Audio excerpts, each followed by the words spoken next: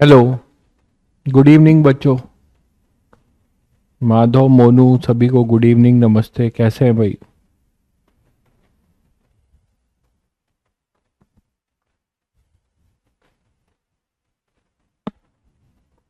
सभी बच्चों को नमस्ते, गुड इवनिंग। कैसे हैं सभी लोग?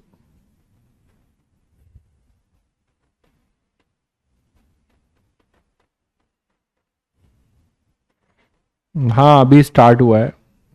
लेट हो गया है। काफी लेट हो गया आज।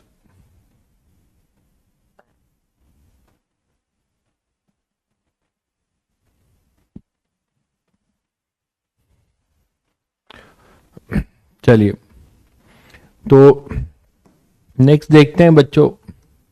एक कॉन्सेप्ट और सीखते हैं, हाइड्रोस्टैटिक थ्रस्ट का। हाइड्रोस्टैटिक थ्रस्ट का है ना, कि कोई डैम है, पानी रोक कर रखा है, तो उस पानी के रोकने की वजह से उस पे कितना जो है प्रेशर फोर्स लग रहा है, वो देखते हैं। तो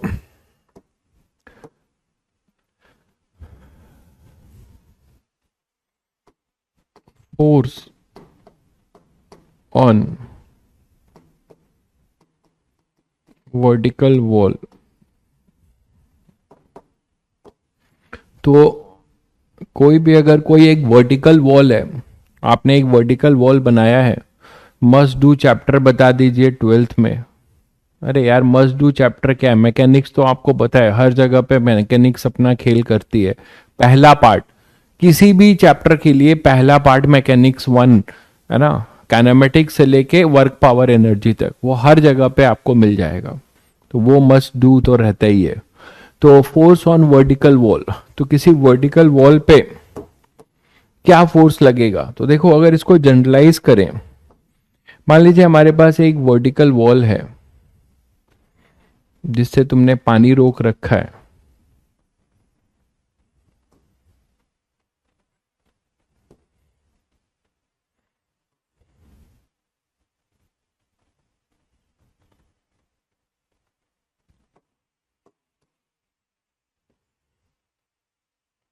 ठीक है, इस तरीके से मान लो कोई वर्टिकल वॉल है।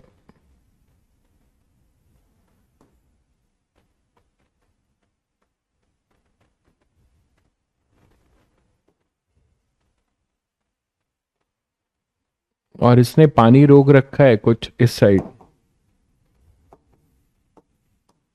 इस तरफ मान लो अपने पास लिक्विड भरा हुआ है, पूरे में, पूरे में लिक्विड भरा हुआ है। ठीक है, लिक्विड अपना, पूरे में ये लिक्विड भरा हुआ है।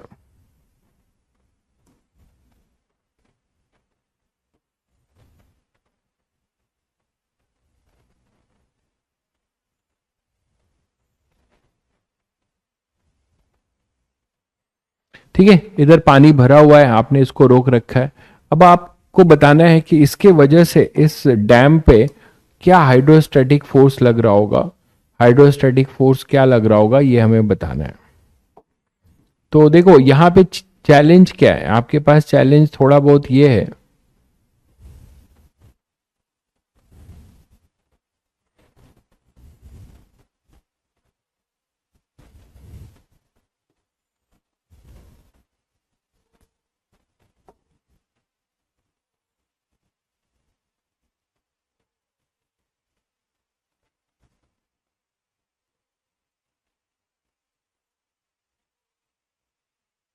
चैलेंज बच्चों ये है इसमें, कि इसमें पूरे में चैलेंज ये है कि यहां पर जो भी अपने पास प्रेशर होगा हर पॉइंट पे, वॉल पे हर पॉइंट पे जो प्रेशर होगा, वो क्या हो जाएगा?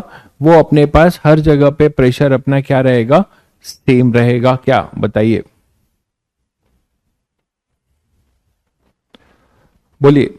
हर जगह पे प्रेशर क्या सेम होगा? आप बताइए।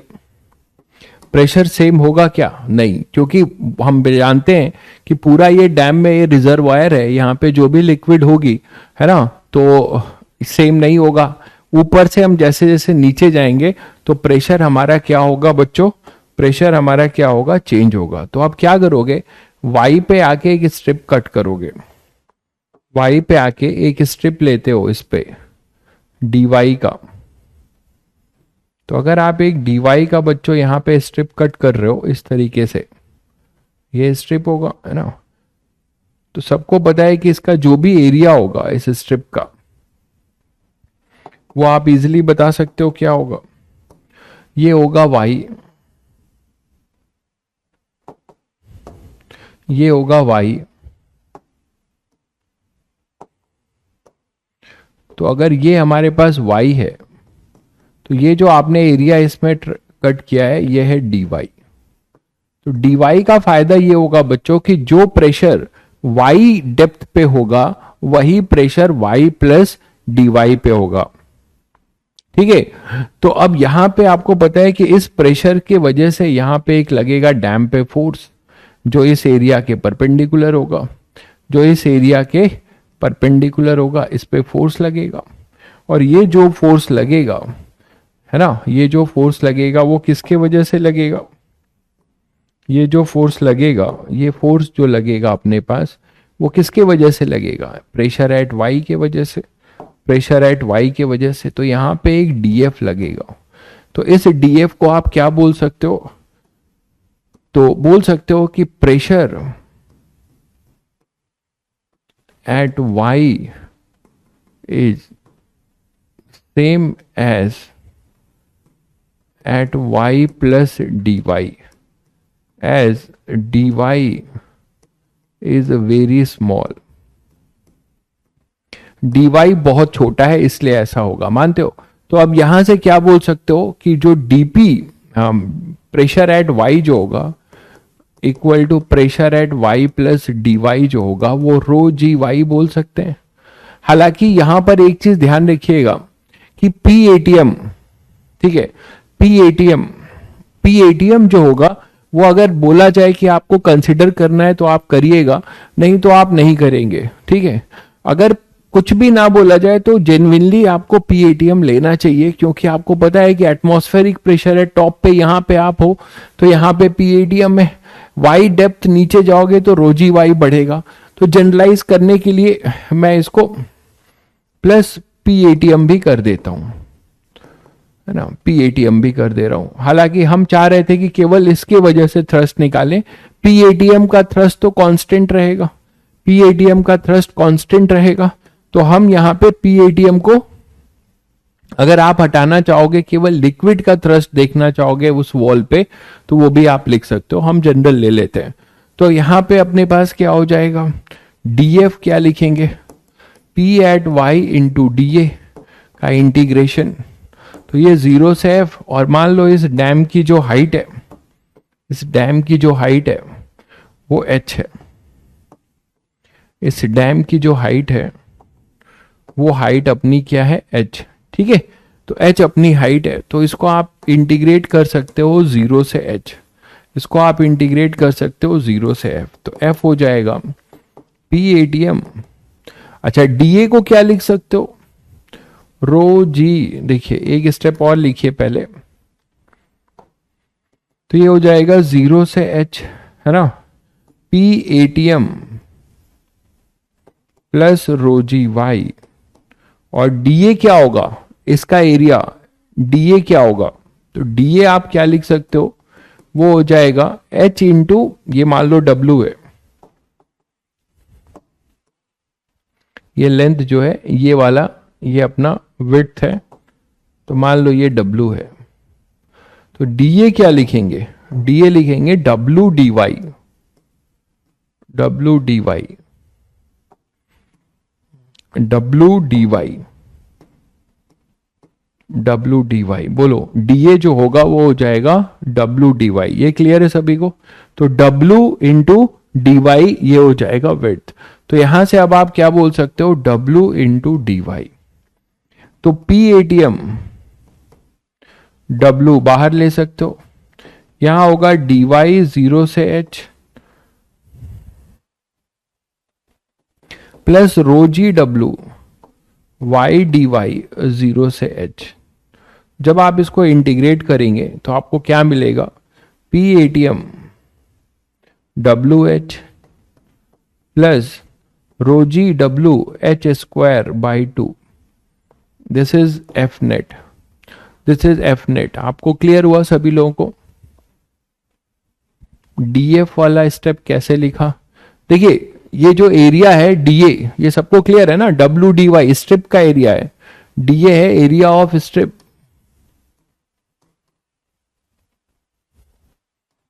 एरिया ऑफ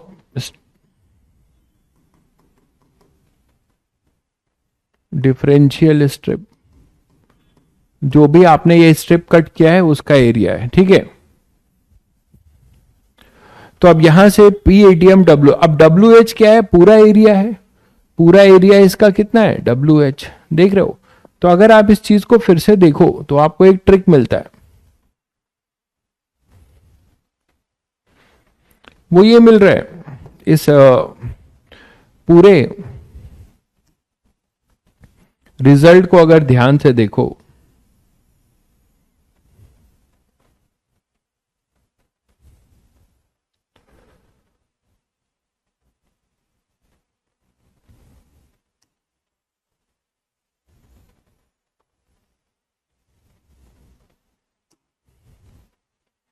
ठीक है। तो इस रिजल्ट को अगर आप ध्यान से देखते हो तो आपको ट्रिक ये मिलता है बच्चों,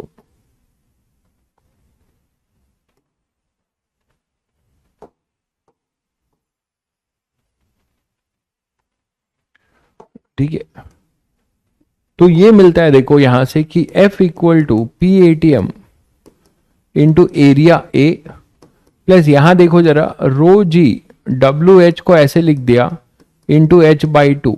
तो ये ट्रिक ये है कि अगर आपको बिना इंटीग्रेशन के भी कर सकते हैं, कैसे? Rho G W, rho ji H by two, इसको ऐसे लिखो इंटू डब्ल्यू एच। तो आपको क्या दिखता है? इसका मतलब अब यहां से आप क्या बोल सकते हो कि जो भी हमारे पास प्रेशर होगा अगर लिखना हो तो हम क्या करें, इसके सेंटर ऑफ मास पे आ जाए, मतलब इसके मिड पॉइंट पे आ जाए, है ना? ये जो हमने स्ट्रिप लिया था, इस स्ट्रिप के जगह पे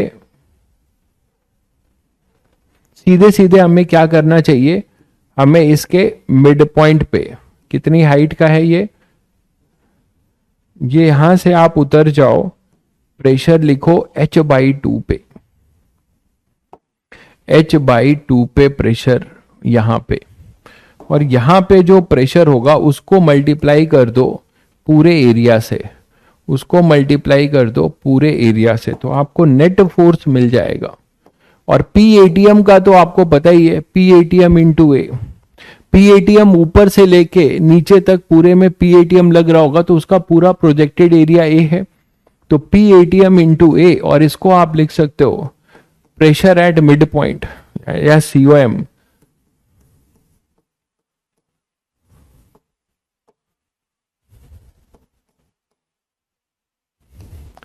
इंटू एरिया ऑफ प्लेट, ठीक है। मतलब F इक्वल टू, ऐसे क्वेश्चंस में आप हमेशा कर सकते हैं P ATM A plus rho ji H by to, समझ गए होगे सब लोग? तो ये आ जाएगा एरिया ऑफ प्लेट, जिसमें कि ये तो ड्यू टू एटमॉस्फेयर है, तो जब बोले तभी इसको लेना।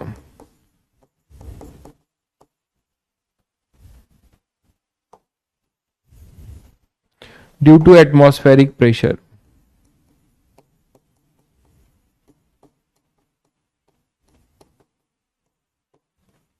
तो ये जो फोर्स है ये ड्यू टू एटमॉस्फेरिक प्रेशर है, जबकि ये जो फोर्स है ड्यू टू अपने पास किसके वजह से? Due to hydrostatic liquid,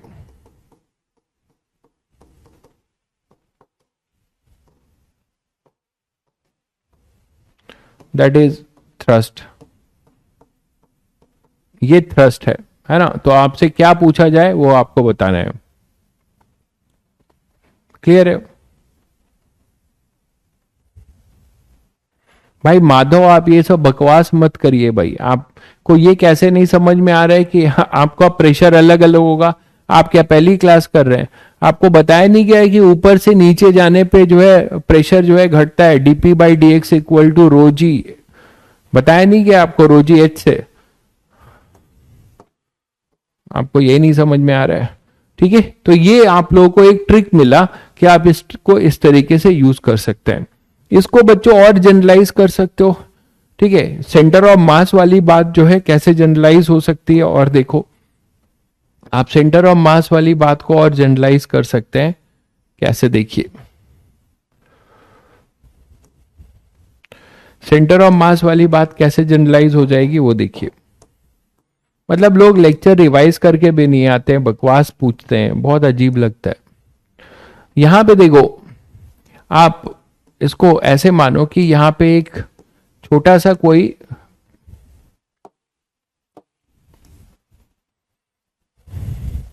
Y distance पे जाओ, यहां से वाई डिस्टेंस पे जाओ, कोई भी जनरल वाई डिस्टेंस पे जाओ, और आप यहां पे कोई एक एलिमेंट ले लो, इस वॉल पे कोई एक एलिमेंट ले लो dy का, बहुत छोटा सा कोई आप dy का एक एलिमेंट ले लो, कैसे भी ले सकते हो, है ना। मान लो आपने यहां पे एक dy का एलिमेंट लिया,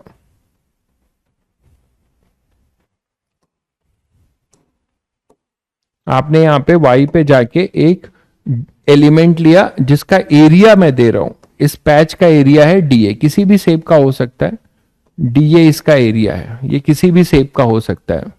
तो अब यहां से आपको जो फोर्स मिल रहा होगा इस पे, वो हम बोल रहे हैं dF फोर्स मिल रहा है। तो क्या यहां पे dF लिख सकते हो बच्चों, क्या होगा, और ये किसके वजह से है, मतलब वही लिक्विड, पूरा लिक्विड है, इसमें पूरे में लिक्विड है।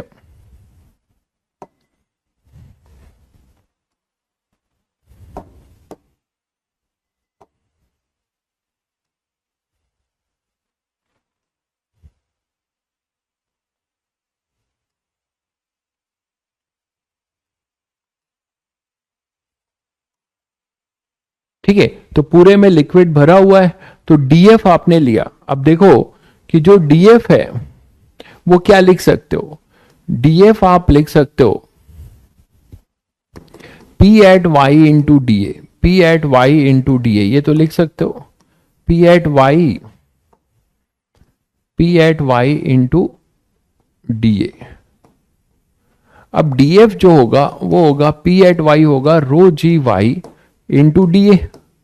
अगर आप इसे इंटीग्रेट कर रहे हो तो आप इंटीग्रेट करोगे तो इसमें क्या इंटीग्रेट होगा बच्चों, ये होगा अपना रो जी वाई।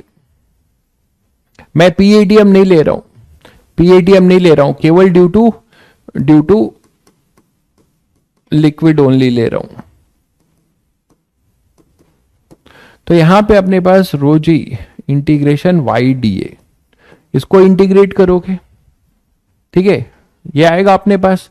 अब देखो ध्यान से कि सेंटर ऑफ मास क्यों मैं बोल रहा हूं कि हम इसके सेंटर ऑफ मास पे ले सकते हैं, क्यों बोल रहा हूं, क्योंकि अगर आप इसका सीओएम निर्धारण करो तो इसका वाई सीओएम क्या होगा, वो होगा इसको, इसके पैच का अगर मास आप डीएम बोल रहे हो तो एक पॉइंट है, एक डॉट है, तो डीएम का जो सेंटर ऑफ मास होगा वो वाई पर ही होगा। तो डीएम का जो कोऑर्डिनेट है आप इसको ऐसे लिख सकते हो डीएम इंटू वाई अपॉन में डीएम इंटीग्रेशन, और डीएम को आप क्या लिख सकते हो, सिग्मा डीए लिख सकते हो। तो यहां से देखो आपको वाई सीओएम क्या मिलता है, वो मिलेगा अपने पास सिग्मा इंटीग्रेशन वाई डीए, और यहां पे भी सिग्मा और यहां पे आ जाएगा डीए, तो सिग्मा सिग्मा कैंसिल हो जाएगा, तो इंटीग्रेशन वाई डीए अपॉन में इंटीग्रेशन डीए, बोलो बच्चों ये मिलेगा। तो क्या हम वाई सीओएम इसको लिख सकते हैं, Y COM into A is equal to integration Y DA. इस चीज को यहां पे लाके पुट कर दें, इस चीज को हम यहां पे लाके पुट कर दें तो हमें क्या मिलता है, नेट फोर्स। तो आपको एफ नेट क्या मिलता है, वो मिलता है रो जी वाई सीओएम इंटू ए। मतलब अगर आप ऐसे क्वेश्चन में आपको एक जनरल तरीका क्या मिला, आपको जनरल तरीका ये मिला कि रो जी वाई सीओएम इंटू ए। ठीक है बच्चों, ठीक है, रो जी वाई इंटू ए। भाई प्रकाश बाबू, मैं प्रेशर और डेंसिटी दोनों को पी और रो कोशिश करता हूं लिखने के लिए। अगर आप इतना भी नहीं पकड़ पा रहे हैं कि कहां प्रेशर है कहां पे रो है, तो मतलब हद ही है फिर। P एट वाई इंटू ए इंटू, मतलब आप इतना नहीं समझ पा रहे हैं कि कहां प्रेशर है कहां डेंसिटी है। रो के साथ रो जी वाई, अब ये सभी को पता है ये डेंसिटी है भाई। इसमें आप बार बार ये कमेंट कर रहे हैं कि रो और पी बता अलग अलग नहीं लग रहे हैं आपको। मैं पी ऐसे बनाता हूं, रो ऐसे बनाता हूं, दोनों में अंतर नहीं लगता भाई। तो यहां पे पी एफ नेट हो जाएगा रो जी वाई सी एम इंटू वे। फरमाइश है कि अंबार है, रो जी वाई सी एम इंटू ए। तो यहां से आपने ये सीखा कि ये क्या है बच्चों, प्रेशर एट सी एम।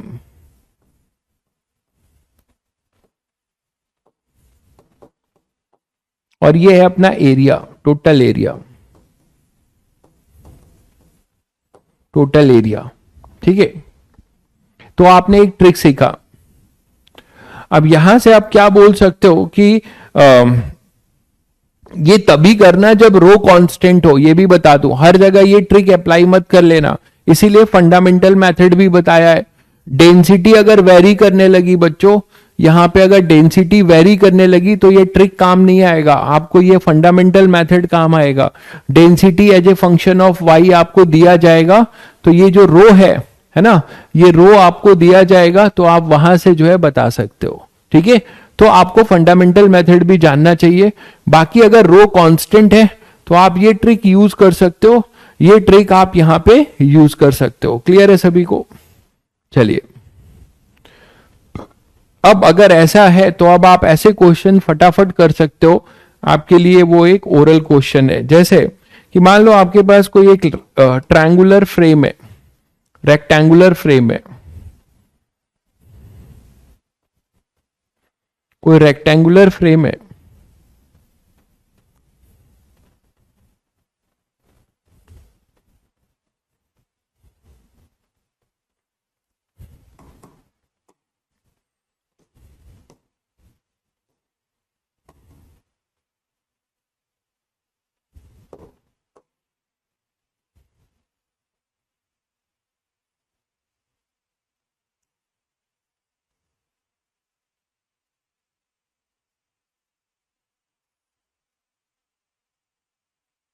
कोई रेक्टेंगुलर फ्रेम है और इसने मान लो कुछ वाटर यहां रोक रखा है।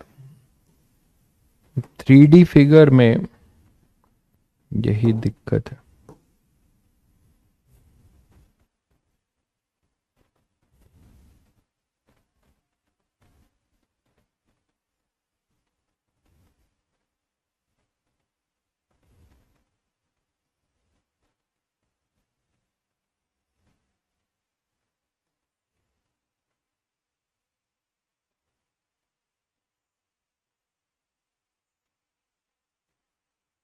एक मिनट रुकिए, उसको ऐसे बना लीजिए।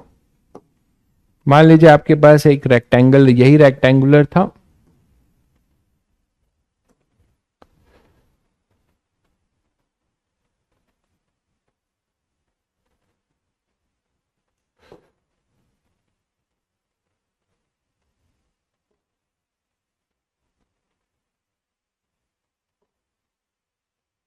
ठीक है। इसमें आपने कोई एक ट्रायंगुलर पैच ले लिया है, आपने मान लीजिए ऐसा एक ट्रायंगुलर पैच ले लिया है इक्विलेटरल ट्रायंगल का।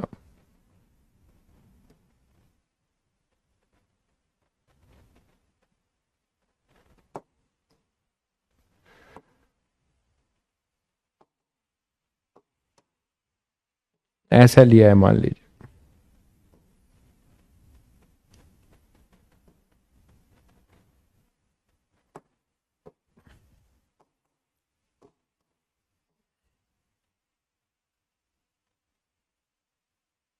ठीक है। एक रेक्टेंगुलर पैच लिया है और ये यहां से, ये जो हाइट है इसकी, ये आपको दिया जा रहा है h, ये आपको दिया जा रहा है h, ये h है, ये a है। ठीक है, और ये पूरा पानी भरा हुआ है,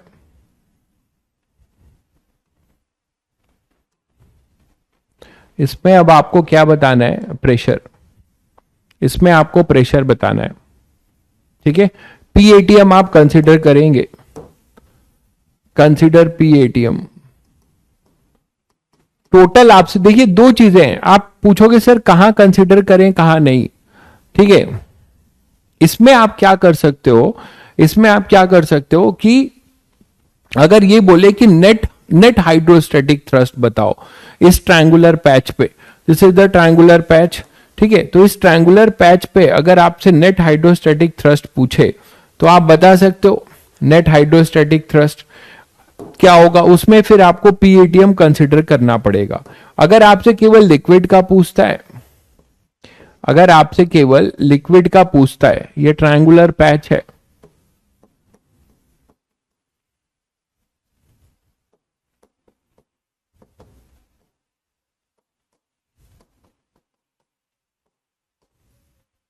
ठीक है, ये ट्रायंगुलर पैच है। अगर आपको इसमें क्या करना है, अगर आपसे पूछता है कि नेट हाइड्रोस्टैटिक थ्रस्ट, पहले आप बताओ कंसीडर पीएटीएम कहां करना है कहां नहीं। देखिए दोनों चीजें मैं बता रहा हूं, पहले हाइड्रोस्टैटिक थ्रस्ट केवल हो, हाइड्रोस्टैटिक आपसे थ्रस्ट पूछे है ना, इसका मतलब due to liquid, due to liquid on triangular patch, क्या बोलोगे आप लोग कमेंट करके बताइए जल्दी से, क्या बोलेंगे इसका आंसर दीजिए। ये डेंसिटी इसकी रो है, डेंसिटी इसकी रो है, ठीक है, जल्दी से बताएंगे इसका आंसर।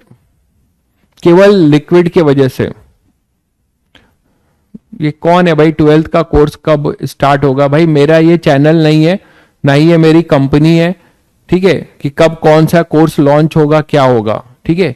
तो आप सही चीज सही जगह पूछिए, सही चीज आप पूछ रहे हैं लेकिन सही जगह पूछिए, मुझसे मत पूछिए, ठीक है। ये मेरा अपना चैनल नहीं है कि मैं आपको अपना सारा प्लान बताऊं, ठीक है। मुझे जब बोला जाएगा बैच असाइन होगा तो मैं पढ़ाना शुरू कर दूंगा। तो ये बार बार मत पूछिए कि 12th का बैच कब शुरू होगा, ये क्या होगा वो क्या होगा। तो बच्चों यहां पे अब आप बता सकते हो क्या होगा। देखिए आपको मैंने कहा था कि आप इस ट्रायंगुलर पैच का जो सेंटर ऑफ मास याद है सभी को, यहां पे कितनी डिस्टेंस पे होगा, a/3 पे, याद आ रहा है सभी को, centre of mass, equilateral triangle का सेंटर ऑफ मास डिराइव कराया है a/3 पे। बहुत बढ़िया भाई उत्कर्ष, बहुत बढ़िया, एक बच्चा है, ठीक है। तो a/3 पे बिल्कुल सही कह रहे हैं, ये होगा इसका COM, ठीक है। तो ये इसका होगा COM, तो ये इसका होगा COM, जो यहां से कितनी डिस्टेंस पे होगा, ये डिस्टेंस होगा a/3, अभी जो ट्रिक हमने पढ़ा, और ये h है।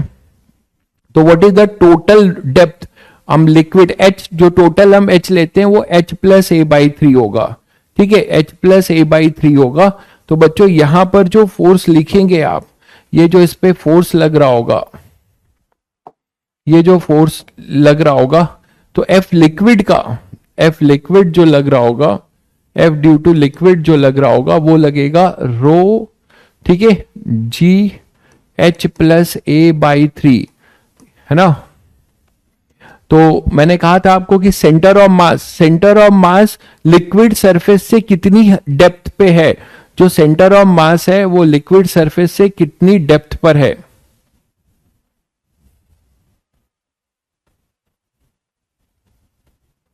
बेस से ऊपर 2a/3 आएगा, मैंने यहां से लिया है भाई, बेस से नहीं लिया है, ठीक है, शायद समझ गए होंगे सभी लोग, मैंने बेस से नहीं लिया है, ये क्लियर है कि नहीं।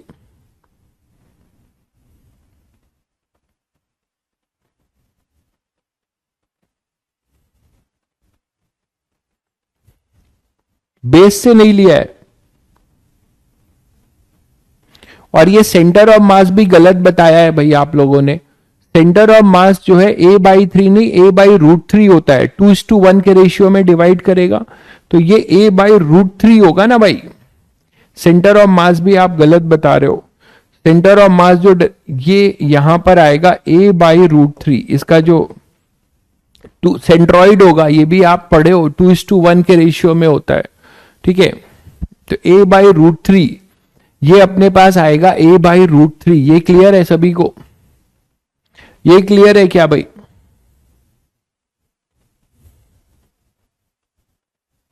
ये सभी को क्लियर है? तो ये a/√3 होगा COM। पहले ये क्लियर है सभी को? चलिए, तो यहां पे एक √3 लिख दीजिए।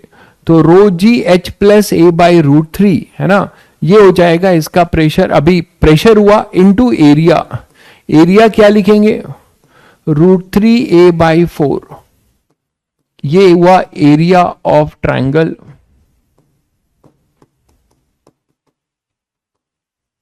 और ये हुआ pressure at the COM।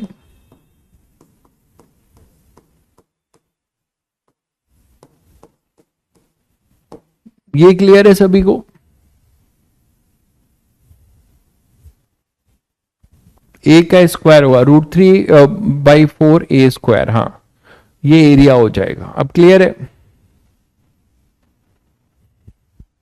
Clear है सभी को बच्चों? a/3 डिराइव कराया था, a/3 होगा।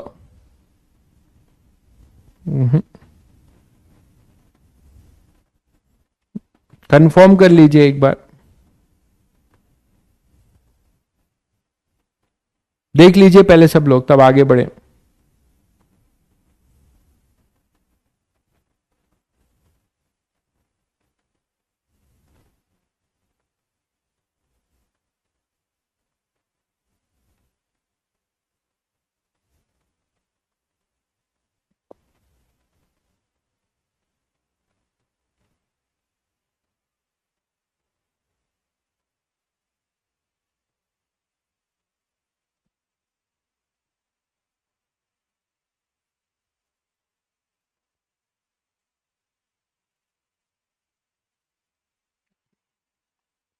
सही है भाई, जो भी है बिल्कुल दुरुस्त है, सब सही है।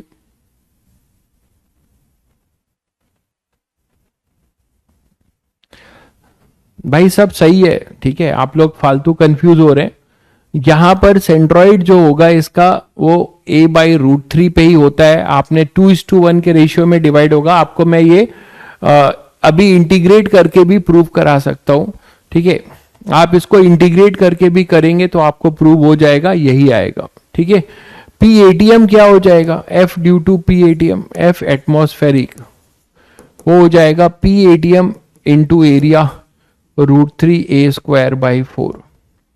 तो अगर आपसे F नेट बोला जाए तो वो होगा F liquid plus F ATM। तब आप नेट बता सकते हैं, वो हो जाएगा √3। PATM कितना होगा सभी को पता है। PATM अपने पास कितना हो जाएगा? Atmospheric pressure. एटमॉस्फेरिक प्रेशर क्या लिखेंगे? ठीक है, आप लोग कंफ्यूज होते हैं, अपनी पुरानी चीजों को ध्यान नहीं देते हैं। Moment of inertia, centre of mass का फॉर्मूला हमेशा याद होना चाहिए बच्चों, हमेशा ही याद होना चाहिए, नहीं तो आपको दिक्कत होगी। मोमेंट ऑफ इनर्शिया का फॉर्मूला आपको हमेशा ही याद होना चाहिए। अभी देख लीजिए, फिर आगे बढ़े, नहीं तो कंफ्यूज रहेंगे तो आगे गलत करेंगे। PATM क्या लिखेंगे?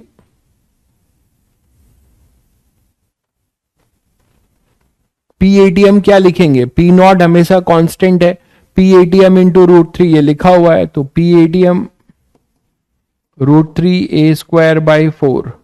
और इसका वेरी कर रहा था वो भी हमने निकाल लिया, ρgh प्लस a/√3 ना into √3a²/4, √3a²/4,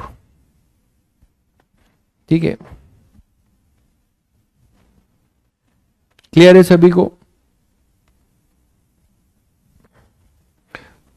centre of mass lamina का आप निकालिएगा भाई, आप कंफ्यूज हो रहे हैं, ठीक है।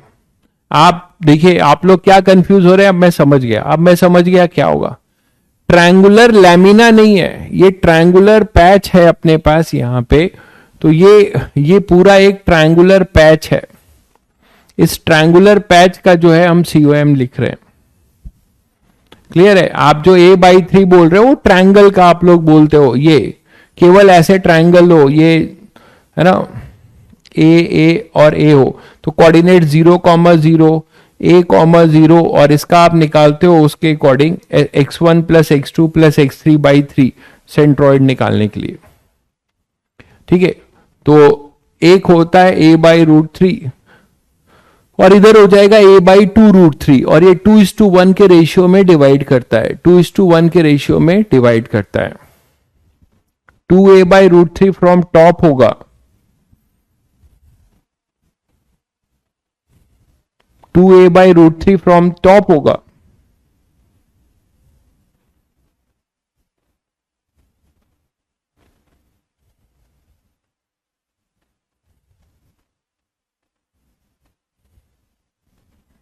ठीक है, अच्छा ये टॉप आएगा क्या, तो a/2√3 कर दें। क्या कहना चाह रहे हैं आप, निकाल लीजिए भाई, आप लोग इतना परेशान हो रहे हैं। ये है अपना, तो यहां पे ये है अपने पास कितना, a/2 और ये है अपना 30 डिग्री, तो tan 30 डिग्री। क्या बोलते हो यार तुम लोग, बकवास हो एकदम से। यहां पे अपने पास देखो, ये बेस से जो है a/2√3 होगा, ये y होगा, तो tan 30, हद है यार, मतलब y/a/2। कैसे लोगों को पढ़ा रहा हूं मैं, मुझे समझ में नहीं आ रहा है। a/2√3 equal to y, base से a/2√3 होगा, बेस से a/2√3 होगा। ठीक है, और यहां से a/√3 होगा। कैसे लोग हो यार तुम लोग, मतलब बहुत जहर टाइप के लोग हैं आप, बड़े हैं, कचड़े टाइप के। बोलना नहीं चाहिए लेकिन अजीब लग रहा है मुझे। आप कितनी बार मैथ्स में ये सब करते हो, आप बता रहे हो कि बेस से होगा, यहां से होगा, कुछ भी बकवास। चलिए, तो नेक्स्ट देखा जाए कि मान लीजिए अभी अगर यही अपने पास कोई एक हेमिस्फेयर होता, कोई हमारे पास कोई हेमिस्फेयर है मान लो,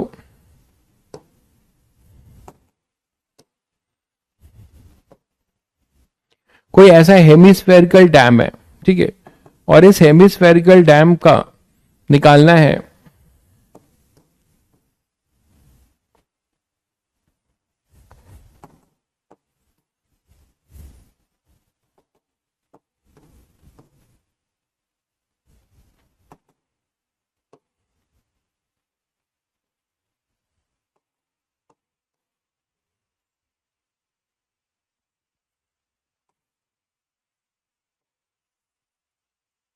ऐसा है, मान लो एक हेमिस्फेरिकल डैम है,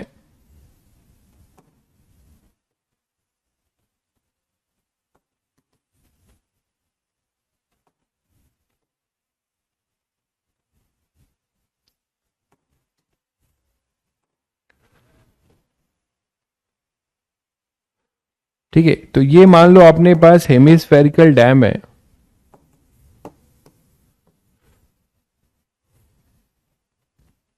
और ये कोई लिक्विड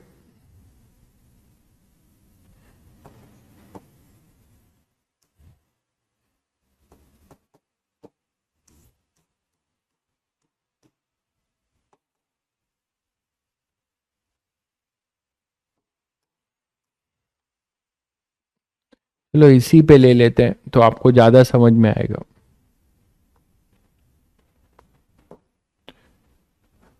इसी पे एक हेमिस्फेरिकल पैच लेते हैं,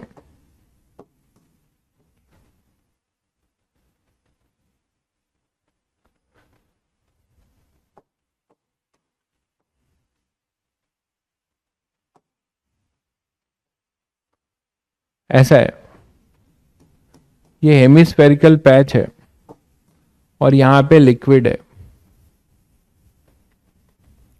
ये 3 डायमेंशनल है, ये हेमिस्फेरिकल है,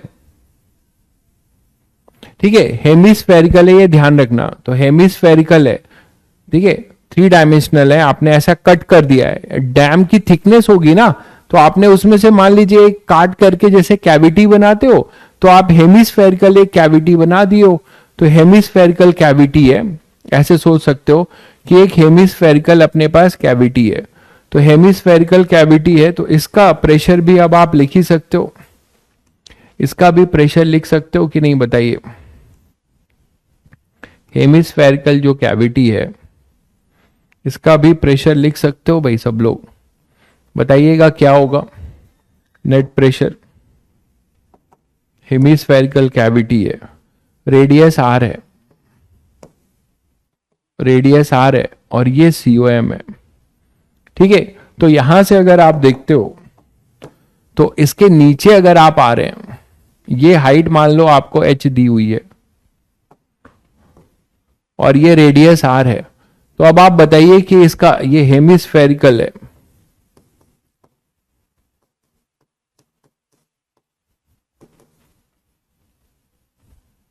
हेमिस्फेरिकल है, चलिए बताइए।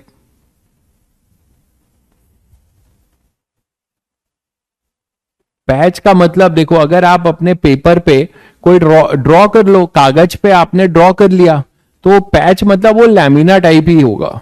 यहां पर आपने क्या किया है, 3 डायमेंशनल है, तो आपने यहां कुछ कैविटी बनाई होगी, सबका गलत है, आप भूल चुके हैं सब कुछ। हेमिस्फेरिकल का सेंटर ऑफ मास कहां पर होता है, हेमिस्फेयर का सेंटर ऑफ मास कहां पर होता है, हेमिस्फेयर का सेंटर ऑफ मास कहां पर होता है बताइए।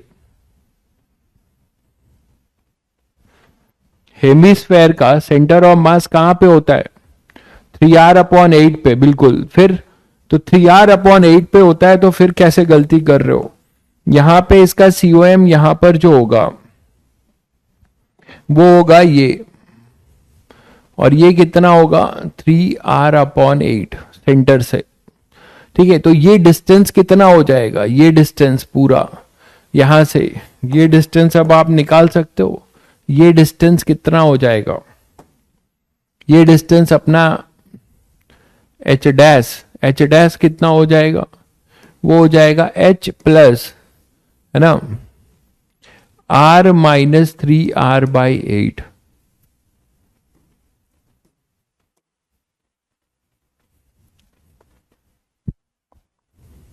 ठीक है, r-3r/8। ये क्लियर है क्या सभी को।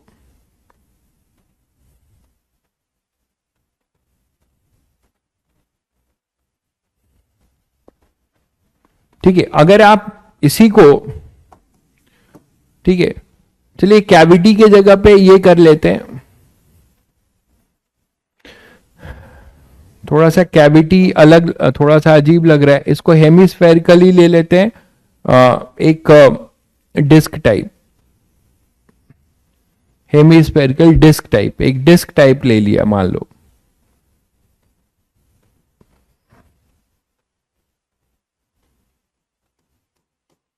ऐसा एक हेमिस्फेरिकल डिस्क टाइप ले लिया, ठीक है।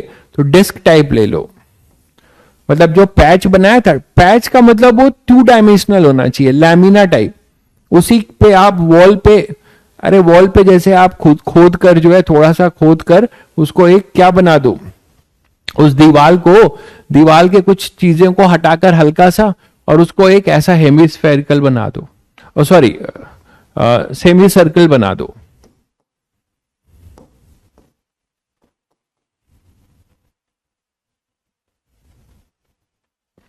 तो सेमी सर्कुलर बना दो,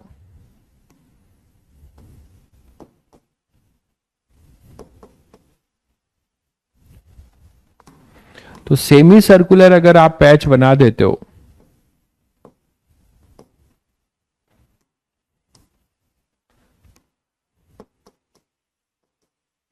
ठीक है, तो अब आप यहां से बता सकते हो कि ये जो COM होगा ये कितनी डिस्टेंस पे होगा, ये अपना होगा 4r/3 पे, तो ये कितना हो जाएगा, ये आपको h दिया जा रहा है, तो h डैश कितना हो जाएगा, है ना, ये COM हो जाएगा,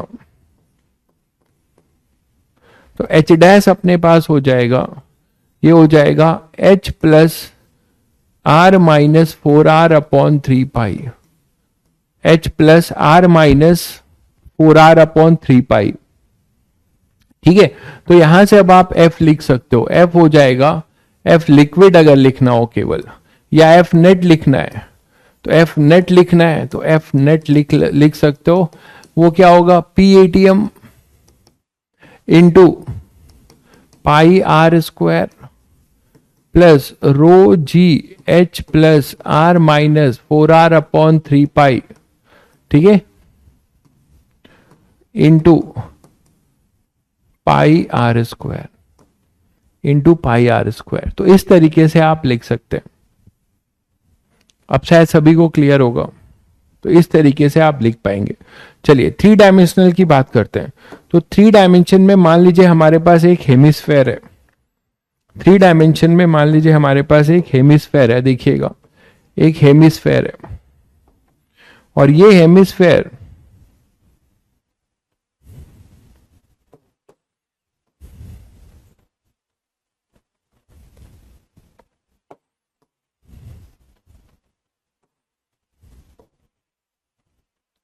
ऐसा एक हेमिस्फेयर है, और ये हेमिस्फेयर पानी के अंदर रखा हुआ है।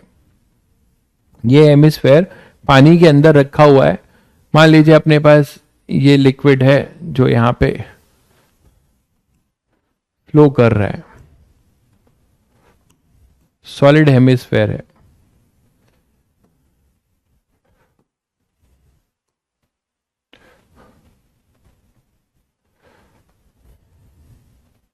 ऐसा है, ठीक है।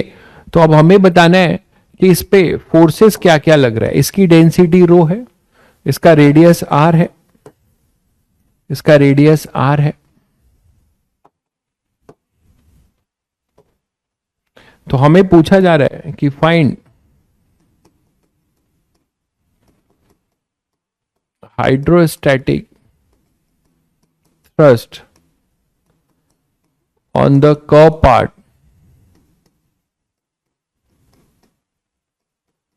Of hemisphere. हेमिस्फेयर के कर्व पार्ट पे, हेमिस्फेयर के कर्व पार्ट पे कितना जो है हाइड्रोस्टैटिक थ्रस्ट लग रहा है। तो यहां 2 पार्ट है हेमिस्फेयर के। ये सॉलिड हेमिस्फेयर है, ठीक है, ये अपना क्या है, सॉलिड हेमिस्फेयर है। ये सॉलिड हेमिस्फेयर है। तो हमें बताना है कि इसके कर्व पार्ट पे क्या लगेगा। कर्व पार्ट पे, मेरी बात समझ पा रहे हैं सब लोग, इसके कर्व पार्ट पे क्या हाइड्रोस्टैटिक थ्रस्ट लगेगा। तो कर्व पार्ट पे निकालने के 2 रास्ते हैं। आप सबको पता है कि कर्व पार्ट पे निकालना बहुत टफ है।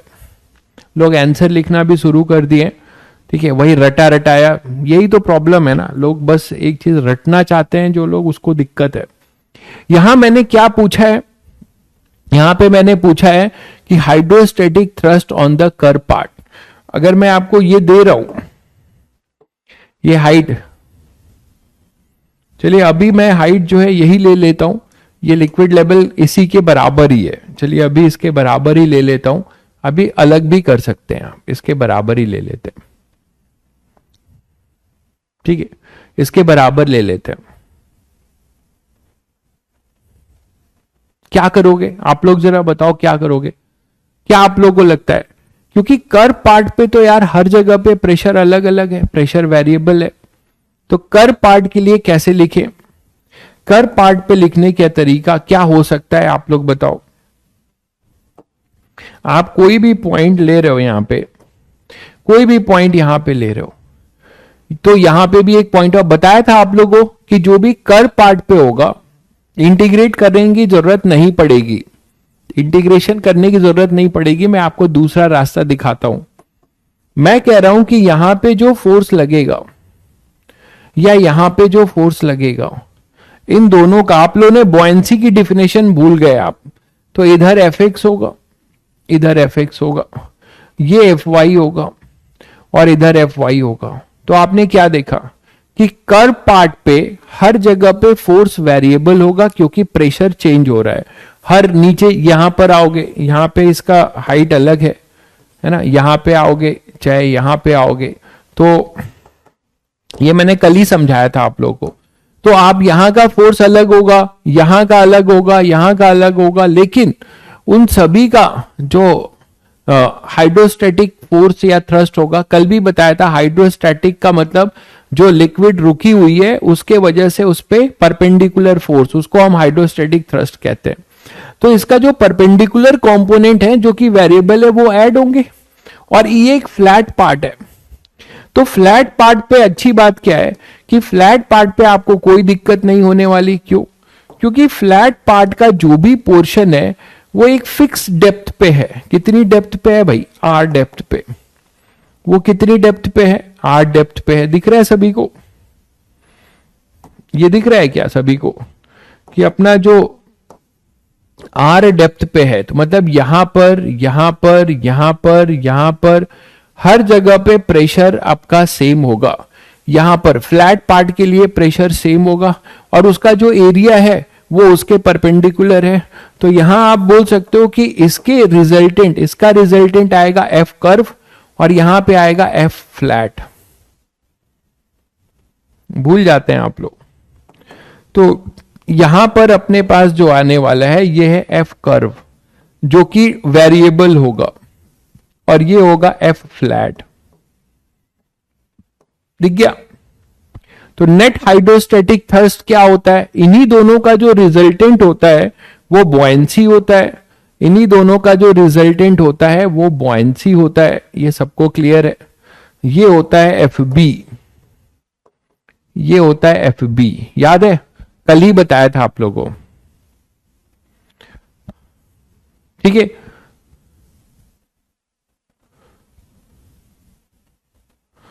लास्ट क्वेश्चन में क्या कह रहे हैं? अच्छा हाँ, पाई आर स्क्वायर बाई 2 होगा। बिल्कुल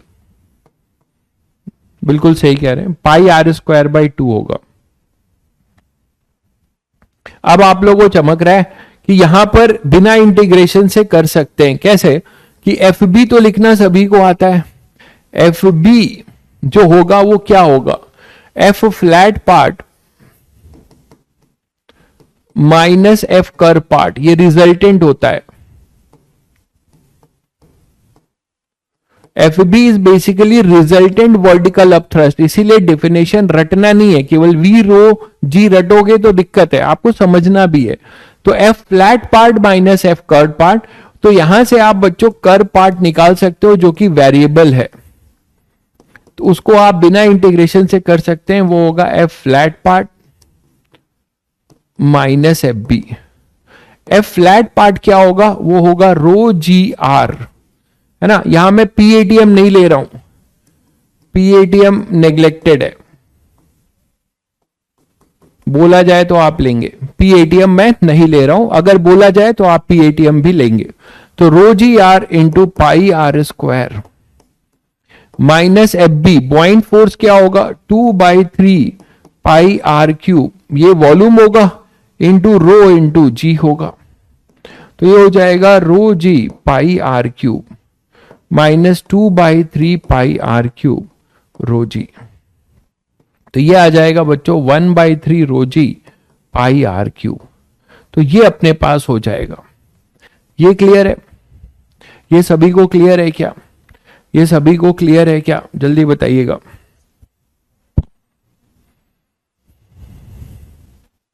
ये सभी को क्लियर है? तो एफ कर पार्ट आप इस तरीके से निकाल सकते हैं। देख लीजिए पहले, ये देख लीजिए पहले।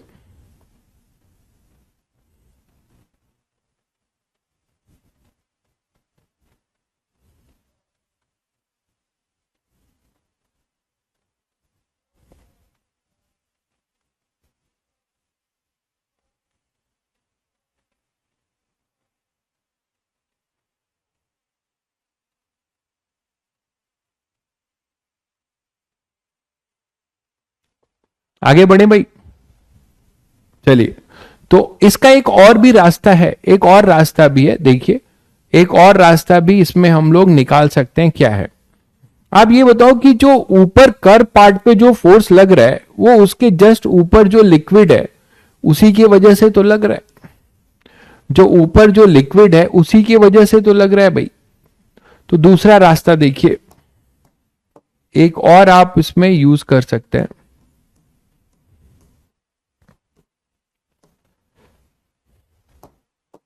दूसरा मेथड देख लीजिए।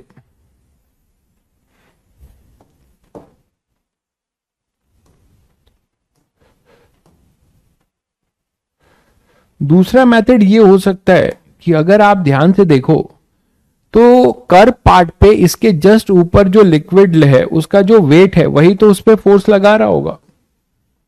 इसके ऊपर जो भी लिक्विड है, जो भी लिक्विड है इसके ऊपर वही तो इस पे फोर्स लगा रहा होगा बच्चों। ठीक है, तो लिक्विड का जो पोर्शन है, इतना पोर्शन जो मैं शेडेड कर रहा हूं, इसका वेट ही तो इस पे फोर्स लगा रहा है।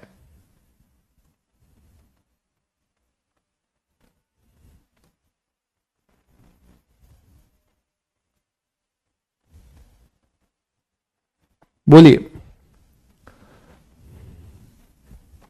ठीक है, तो अब यहां पर एक भाई कह रहा है पाई आर स्क्वायर बाई 2 कैसे? अरे भैया हेमिस, एक सेमी सर्कुलर का एरिया जो होता है वो पाई आर स्क्वायर बाई 2 ही होता है भाई, अनर्थ मत करिए।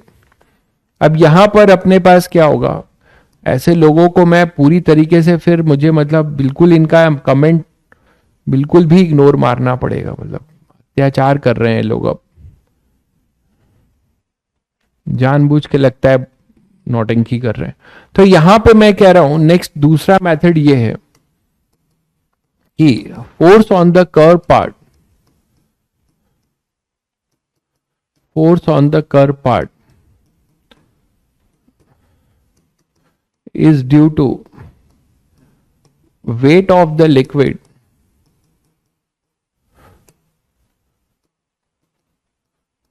just above the curve part।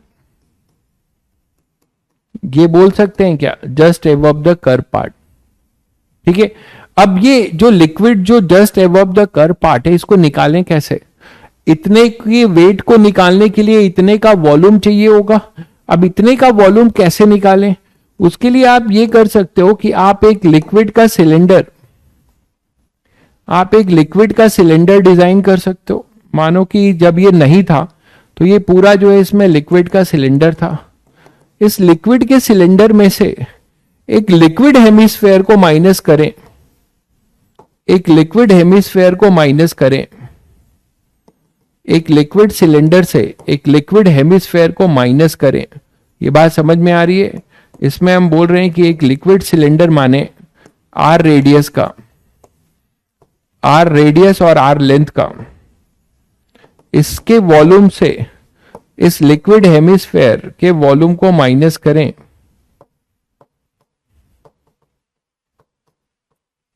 तो इस लिक्विड हेमिस्फेयर के वॉल्यूम को माइनस करें तो आपको इतने का वॉल्यूम मिल जाएगा। तो वॉल्यूम ऑफ द लिक्विड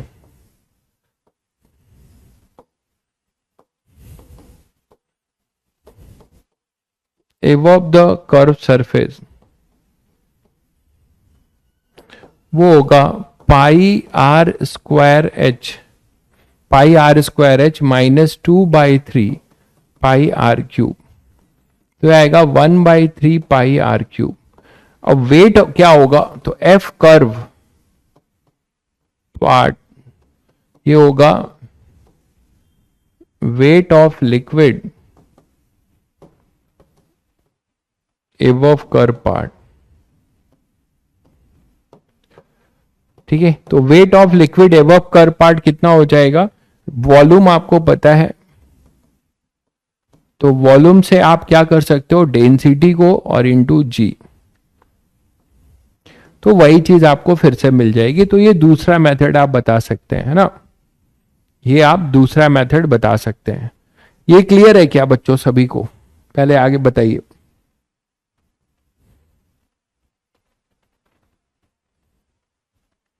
ये क्लियर है क्या? चलिए आगे बढ़ते हैं।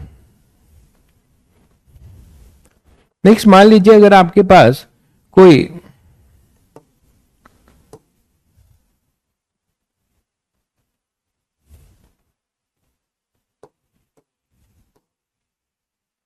स्फेरिकल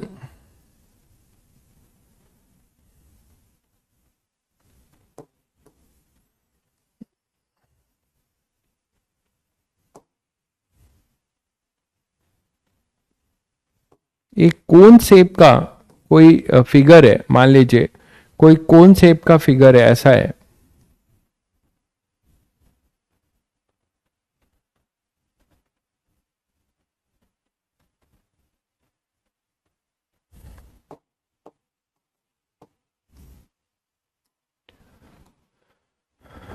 और ये ऐसा है, देखिए।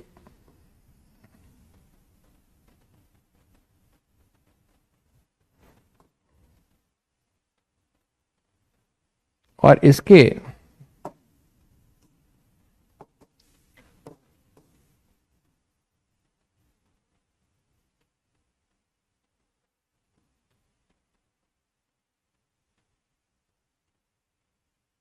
ठीक है, ऐसा है। और मान लो इसने कुछ पानी रोक रखा है,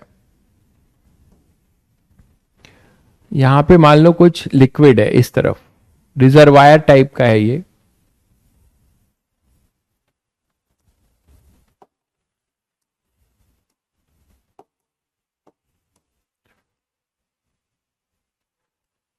ऐसा है मान लो, ठीक है। अब आपको बताना है ये पूरा कोन है, ये लिक्विड है जिसकी डेंसिटी रो है, इसका हाइट h है, इसका हाइट h है।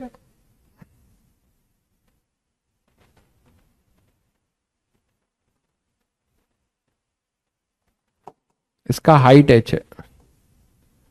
तो अब आपको बताना है कि नेट हॉरिजेंटल, मतलब ऑब्वियसली वर्टिकल, नेट थ्रस्ट बताना है। Find net force. Net force क्या, हॉरिजेंटल लिखिए।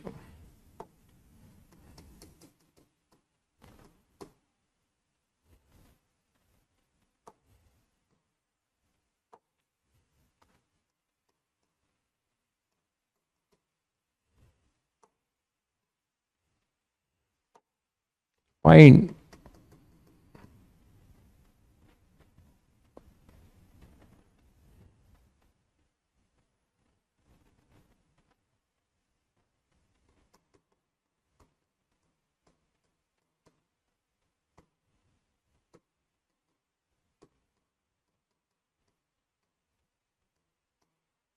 Find force due to liquid on the कोन।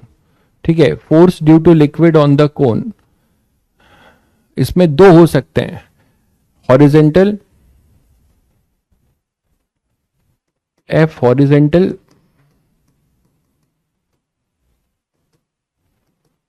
और एफ वर्टिकल भी पूछा जा सकता है।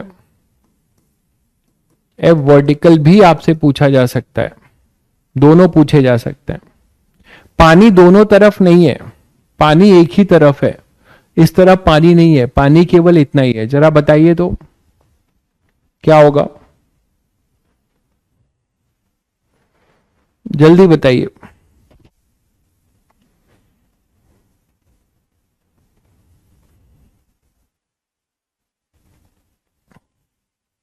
ये सॉलिड, कौन सॉलिड है, उससे फर्क नहीं पड़ता। यहां पे कौन हॉलो है कि सॉलिड है, उससे कुछ फर्क नहीं पड़ता है।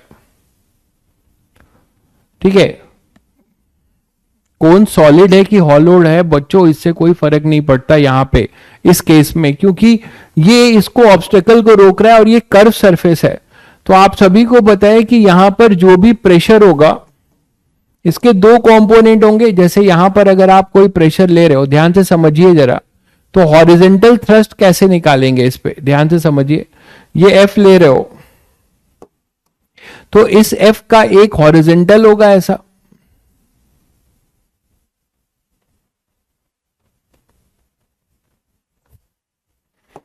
एक एफ का इसका हॉरिजेंटल होगा, और एक आपका वर्टिकल होगा। ऐसे होते जाएंगे, है ना। अब आप देखो ये कैंसिल नहीं होंगे, ये बात समझ रहे हैं, इसमें डिफरेंस। यहां डीएफ वर्टिकल होगा और डीएफ हॉरिजेंटल भी होगा, क्योंकि इधर लिक्विड होती तो ये कैंसिल करता। लिक्विड केवल इधर है, इधर अपने पास एयर है, इधर कुछ नहीं है। मेरी बात समझ रहे हैं सब लोग। तो अब आप बताइए इसको लिखने के लिए क्या करेंगे, इसको लिखने के लिए क्या करेंगे। जो अपना पैच है, इसका एरिया, यहां पर कुछ एरिया होगा डीए, इस डीए को क्या लिख सकते हो आप बताओ। यहां पे अगर ये डीए है एरिया, इसका एरिया आपने जो लिया है यहां पर, मान लीजिए ये डीए एरिया है, ठीक है, और ये एंगल मान लो थीटा है, ये एंगल आपको दिया जाएगा, मान लीजिए एंगल आपको थीटा दिया जाएगा। तो ऐसे डीए को आप कंपोनेंट में ब्रेक करेंगे तो इसका एक और ऐसा मिलेगा प्रोजेक्शन, और एक प्रोजेक्शन आपको ऐसा मिलेगा, यही तो मिलेगा भाई, बताइए। तो इसका प्रोजेक्शन अगर ये थीटा है तो इसका प्रोजेक्शन इधर मिलेगा और एक इधर मिलेगा, और यहां पर जो भी अपने पास डीएफ होगा, इसमें जो डीएफ हॉरिजॉन्टल है इसका प्रोजेक्टेड एरिया ले सकते हैं, बताइए। तो आप बताएंगे कि half of the curve surface का, half of the curve surface of the cone का प्रोजेक्टेड एरिया क्या होगा बच्चों? हाफ ऑफ द, आप ये जो कोन ले रहे हो, एक कागज पे कोन बना लो और उसका प्रोजेक्टेड एरिया जो इसके परपेंडिकुलर हो, एफ हॉरिजॉन्टल का जो परपेंडिकुलर एरिया होगा वो कोन का कौन सा एरिया होगा, जल्दी से बताएंगे आप लोग।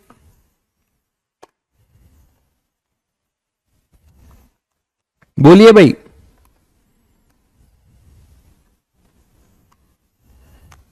ये अपने पास कोन है, ठीक है, ये अपने पास कोन है।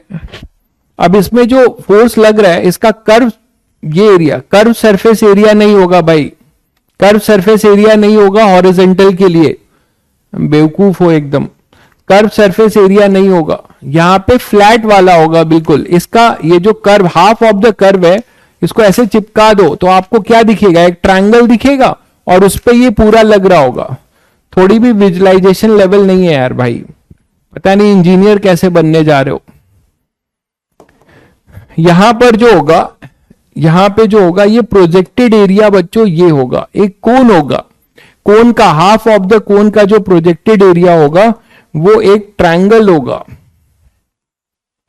Half of the projected area जो होगा इसका वो एक ट्रायंगल होगा, इसका जो प्रोजेक्टेड एरिया होगा वो एक ट्रायंगल होगा भाई, वो एक ट्रायंगल होगा।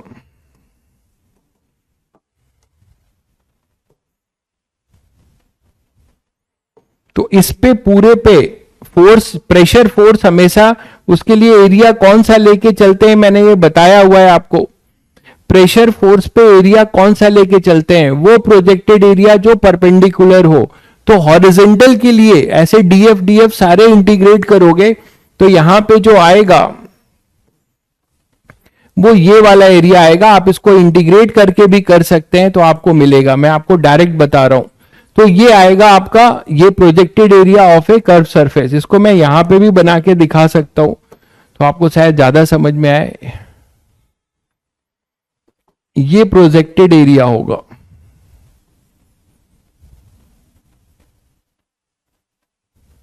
तो ये जो प्रोजेक्टेड एरिया होगा है ना, ये जो प्रोजेक्टेड एरिया होगा वो इसके परपेंडिकुलर होगा, तो ये प्रोजेक्टेड एरिया होगा इसका। तो टोटल जो फोर्स होगा वो अब आप बता सकते हैं क्या होगा, force into area, force into area. और अभी आपने पढ़ा है कि रोजी h/2, आपने पढ़ा है अभी कि इस पे जो एरिया होगा,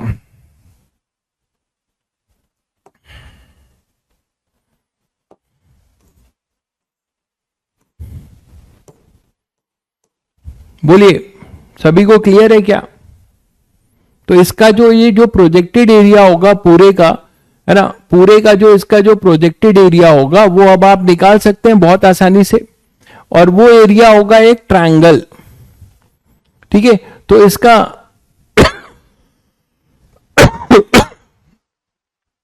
इसका यहां पर क्या कर सकते हैं, अच्छा ये बताइए, यही चीज आपसे ऐसे पूछ ली जाए, अभी आपको और समझ में आ जाएगा। मान लीजिए एक एग्जांपल थोड़ा और सिंपल लें पहले, मान लो आपके पास एक सिलेंडर है, देखिएगा अभी आपको समझ में आ जाएगा, थोड़ा इससे इजी एग्जांपल पहले लेते हैं। एक सिलेंडर है,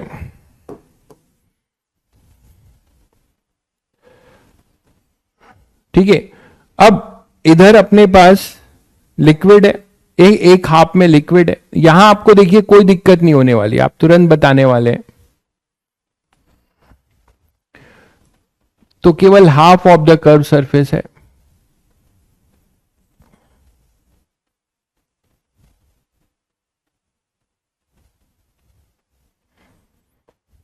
ठीक है, अब यहां पे बताइए कि इस हाफ ऑफ द इधर कोई लिक्विड नहीं है, बिल्कुल इसमें एक रेक्टेंगल का प्रोजेक्शन आएगा। अब आप सही पकड़ रहे हो आप लोग। तो यहां पर ये सबको पता है कि यहां जो कर्व सरफेस है इसमें नॉर्मल तो ऐसा ही होगा डायरेक्ट। तो इसका जो प्रोजेक्टेड एरिया होगा वो यहां पे केवल एक ही फोर्स होगा और वो हॉरिजेंटल होगा, वो वर्टिकल नहीं होगा। तो यहां जो प्रोजेक्टेड एरिया होगा वो ये होगा। ठीक है, और ये अपना केवल फोर्स जो है यहां हॉरिजेंटल नहीं होगा और ना ही वर्टिकल, यहां एक होगा, पूरा का पूरा हॉरिजेंटल होगा। ये पूरा का पूरा अपना हॉरिजेंटल होगा। ये हो जाएगा एफ थ्रस्ट।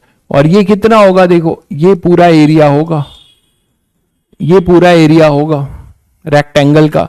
अब इस रेक्टेंगल का जो मिड पॉइंट है इसका तो अभी अभी आपने पढ़ा बच्चों, ये क्या होगा, इसके मिड पॉइंट पे इसका रेडियस अगर h है तो ये कितना होगा, यहां पे प्रेशर लिखोगे h/2 पे, यहीं पर होगा सेंटर ऑफ मास।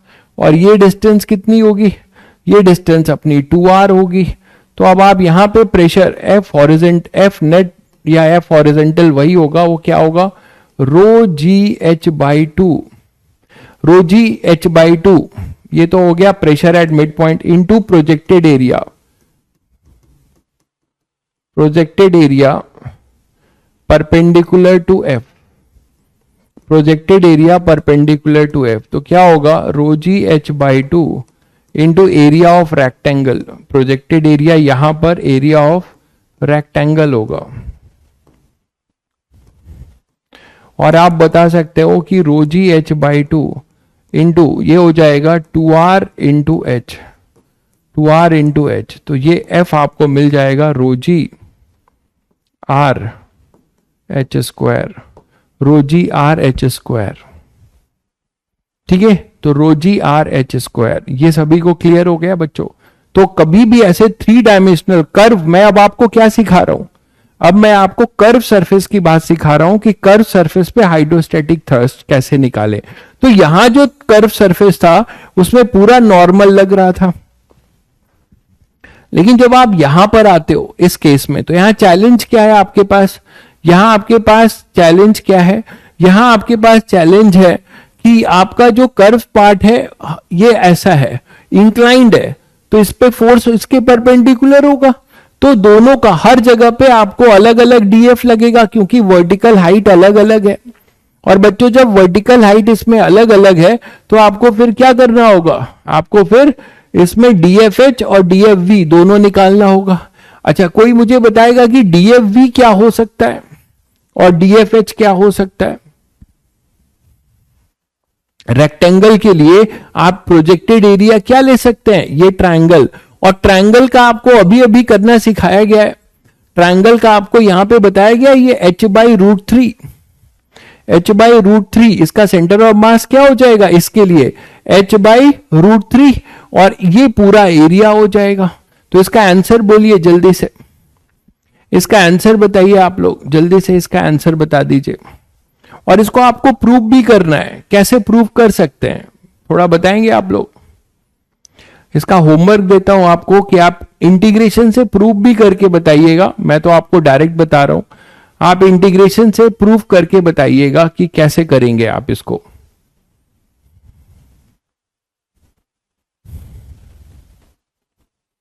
ब्रेथ का रोल नहीं होगा, ब्रेथ का रोल कहां पे बता रहे हो, ये है तो लेंथ इंटू विड्थ, यही तो एरिया होगा। ये पूरा लेंथ h है और पूरा विड्थ इसका जो है 2r होगा। आपको इसको इंटीग्रेट करके भी करना है, इंटीग्रेट करके अभी रास्ता बता दूंगा। एक आपको वहां पे एक रिंग कट करना पड़ेगा,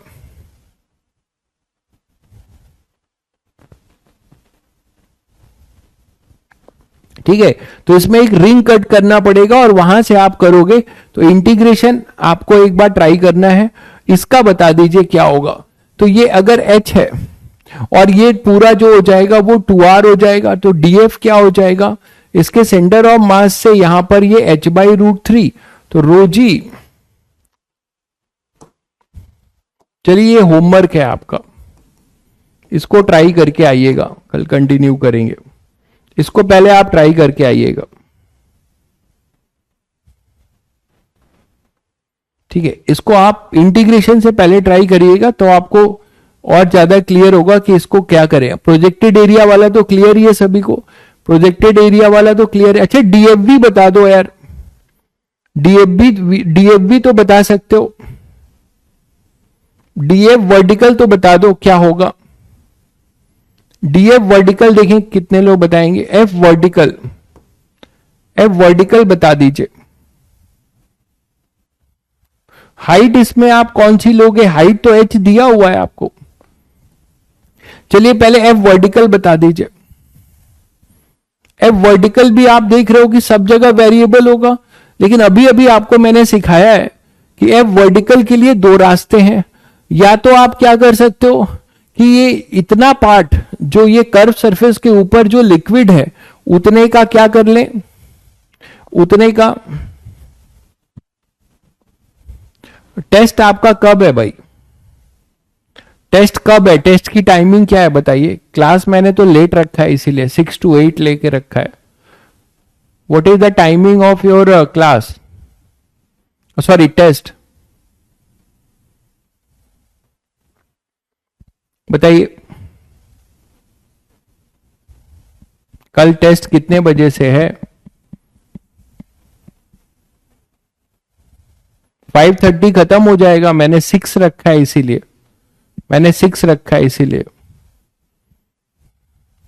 चलिए तो यहां पे अब आप क्या कर सकते हो, या तो सिलेंडर लेके कर सकते हो, या आप इसमें क्या बोल सकते हो कि F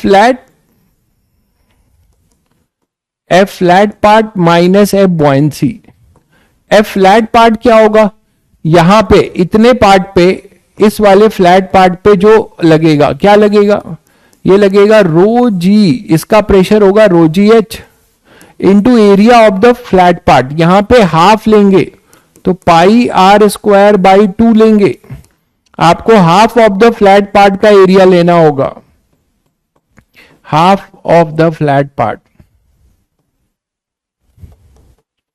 half of the flat part लेना होगा, एरिया आपको half of the flat part लेना होगा। तो rho g H into pi are square by 2 minus buoyancy. Buoyancy क्या होगा, बॉयंसी में भी जो वॉल्यूम लोगे वो सिलेंडर, वो कोन का हाफ ऑफ द सिलेंडर, केवल हाफ पार्ट डूबा हुआ है, इधर तो पूरा खाली है, तो केवल आधा पार्ट आपका डूबा हुआ है। तो आप लेंगे 1/3,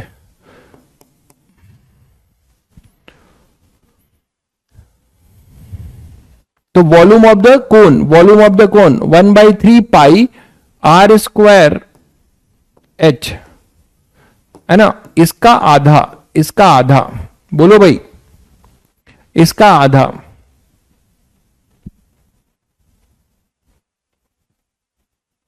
ठीक है, तो आपको जो वॉल्यूम लेना होगा 1/3 पाई आर स्क्वायर एच, ठीक है, तो 1/3 पाई आर स्क्वायर एच तो लेंगे उसका, लेकिन आपको आधा लेना पड़ेगा। ये क्लियर है सभी को बच्चों, क्योंकि कोन का केवल आधा पार्ट डूबा हुआ है, कोन का केवल आधा पार्ट लिक्विड को डिस्प्लेस कर रहा है, इधर तो अपना खाली है, इधर अपना खाली है। तो ये आपको मिलेगा rho ji h pi are square by 2 minus pi are square h. अच्छा वॉल्यूम लिखा है अभी, तो एफ भी लिखना है, तो वी रो जी, तो यहां पे आ जाएगा रो जी अपॉन में 6। तो फाइनली क्या आ रहा है देख लीजिए, 3 माइनस 1 तो 2 और 6, तो rho ji h pi are square by 3, ये आ जाएगा एफ वर्टिकल। ये आ जाएगा एफ वर्टिकल। ठीक है,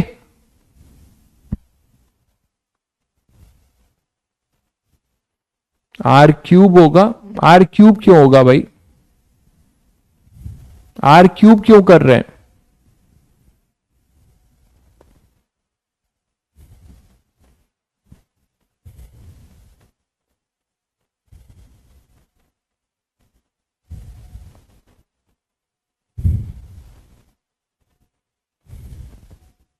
क्लियर है भाई?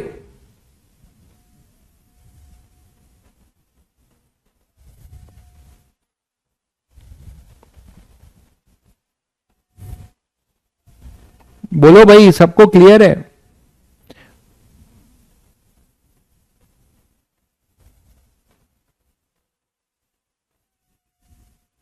एच इक्वल टू आर नहीं है बच्चों, एच अलग है आर अलग है। हाइट और सेम कैसे हो सकता है?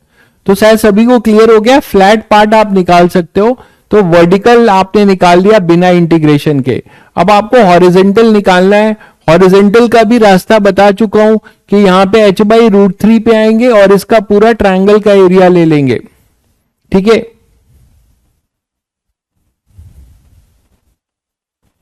क्लियर है बच्चों? तो यहां पर अपने पास क्या है कि मैंने कहा था कि ये जो कर पार्ट है, कर पार्ट में जो फोर्स है उसके दो कंपोनेंट होंगे। हॉरिजॉन्टल के लिए ट्रायंगुलर होगा। वर्टिकल के निकालने का तरीका मैंने इनडायरेक्ट वे में बताया। वर्टिकल के लिए आपको मैंने ये बताया कि भाई पहले आप क्या करो, फ्लैट पार्ट का फिक्स है वो निकाल लो और बुआंसी निकाल लो। तो फ्लैट अभी अभी कराया है, तो ये चीज तो सबको क्लियर होगा आई थिंक। जल्दी बता दीजिए, आगे बढ़े। ठीक है, अब बचता है एफ वर्टिकल। आप एफ हॉरिजॉन्टल, आपका ये होमवर्क है कि आप इसको इंटीग्रेशन से प्रूव करेंगे।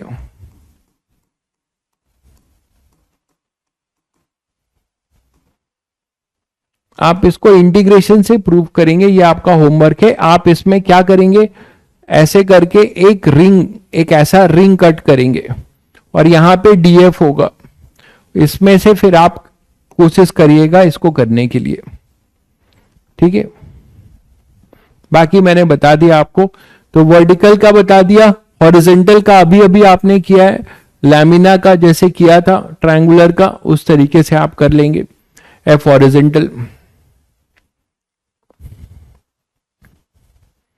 ये क्लियर है सभी को? आगे बढ़े, जल्दी बोलिए भाई।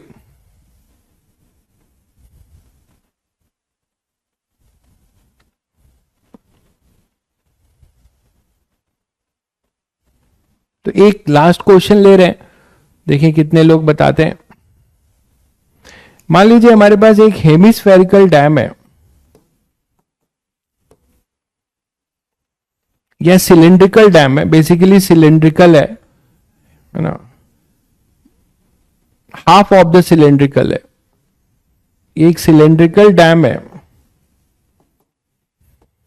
जिसका आपको केवल फ्रंट व्यू दिखाया जा रहा है, जिसका आपको फ्रंट व्यू दिखाया जा रहा है, और ये इसके अबाउट यहां पर हिंज है। इधर पानी भरा हुआ है,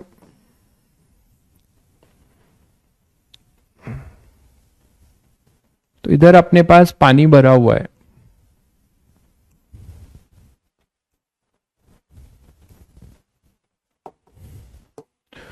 तो ये सिलिंड्रिकल है,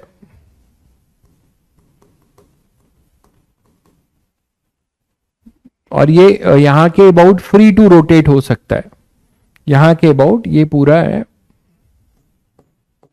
ऐसा सिलिंड्रिकल है, ये फ्री टू रोटेट है, ये फ्री टू रोटेट हो सकता है। ठीक है, रेडियस आर है। तो आपको बताना है इसमें नेट हाइड्रोस्टैटिक टॉर्क क्या लगेगा।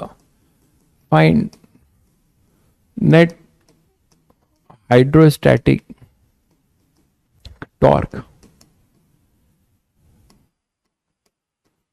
On the dam. Hydrostatic force तो बता ही सकते हो।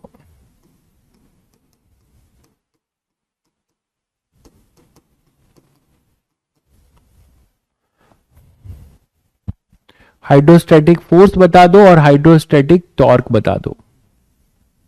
जल्दी से इसका आंसर दीजिएगा, हाइड्रोस्टैटिक फोर्स और हाइड्रोस्टैटिक टॉर्क का। लेंथ एल है ना, length of cylinder is L, length of the cylinder is L. ये इसका फ्रंट व्यू, मतलब सॉरी फ्रंट व्यू नहीं, हाँ सिलेंडर ऐसे रखा है, मैं आपको इसको विजुलाइज कराने की कोशिश कर रहा हूं। सिलेंडर आपका ऐसे रखा हुआ है, देखिए ऐसा रखा हुआ है ये सिलेंडर, ठीक है, और ऐसा है, ठीक है, समझ गए होंगे। ये ऐसा है और अपना पानी, इधर पानी है,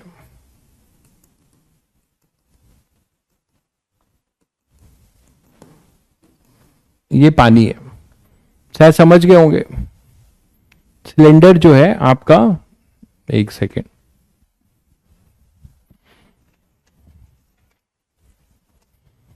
ये है अपना, ठीक है, इसको विजुलाइज कर लीजिए एक बार और।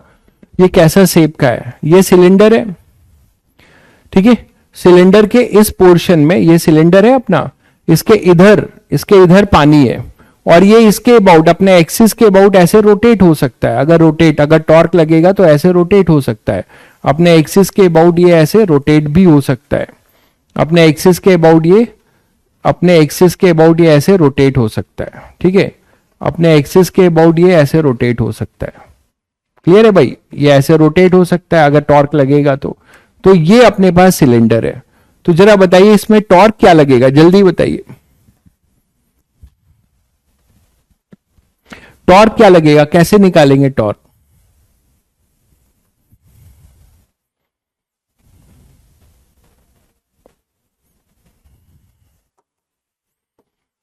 भाई सभी को बताना चाहिए था टॉर्क 0 होगा। क्यों?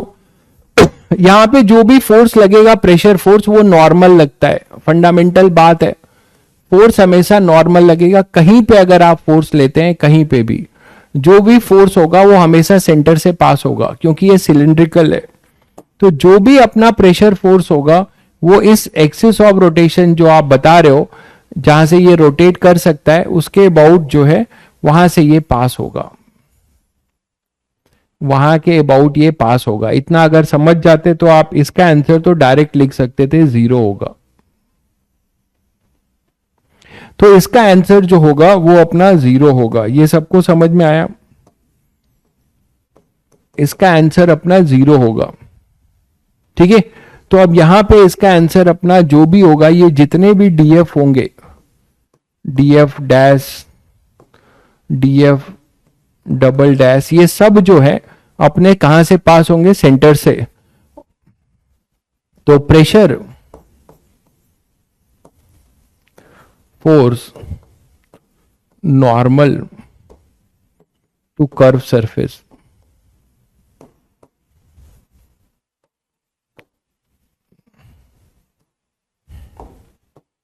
so it passes through hinge, no net torque।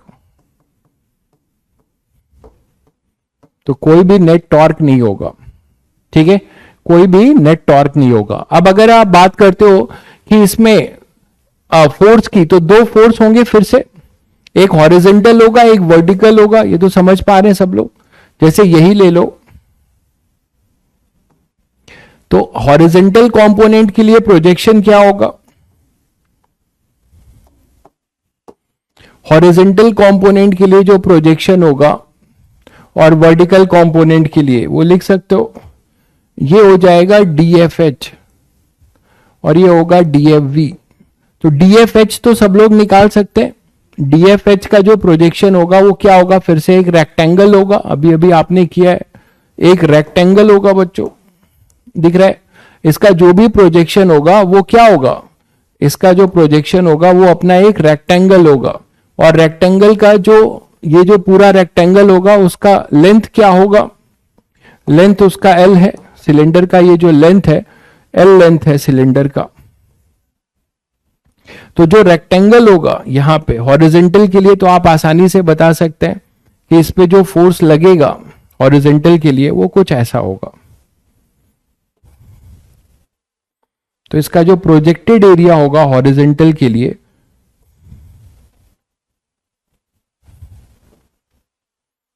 वो हो जाएगा अपने पास, ये कितना होगा R, ठीक है, और ये पूरी हाइट जो होगी वो 2R होगी, है ना। तो ये हो जाएगा अपने पास FH। तो पूरा जब प्रोजेक्टेड एरिया देखोगे तो यहां पे आएगा FH। FH आप डायरेक्ट लिख सकते हो, ये कितनी डिस्टेंस पे होगा, यहां पे प्रेशर R पे, तो pressure at R into this area, तो FH आप लिख रहे हैं rho ji are into R into 2R, R into 2R, length into width, ठीक है। किसी का कोई कमेंट नहीं आ रहा है, सब भाग गए क्या भाई। तो यहां पे अपने पास हो जाएगा horizontal rho g two rho जी